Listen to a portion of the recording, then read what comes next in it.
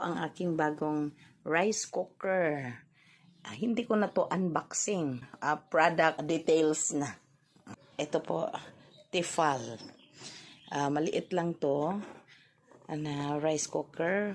Good for 4 cups lang. At ang kanyang cup po ay 160 ml lang na totoong cup talaga. So, ito siya. Ito po ay natatanggal. Tinanggal to noong hindi ko na lang tanggalin ngayon. Paghugas, pwede tanggalin to. Tapos, makapal ang kanyang kaldero. Yung mga numbers niya. Pag alagay ng 4 cups, ito daw yung pinaka tubig niya. Okay. So, yan ang pinaka stove niya.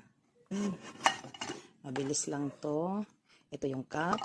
Ito yung kanya ladle. Okay, maganda. Lagay natin yung steamer. So, bali, hindi siya mag-flat doon. Lagyan ng tubig dyan. Pwede ka nang mag-init ng siupaw ng kung anong gusto mong initin. Okay, tanggal natin. Hindi magdikit doon sa tubig, of course. Ma-open. At ang operation niya ay, ito kung rice. Ito din kung mag-steam lang. Bumili na din ako ng adapter.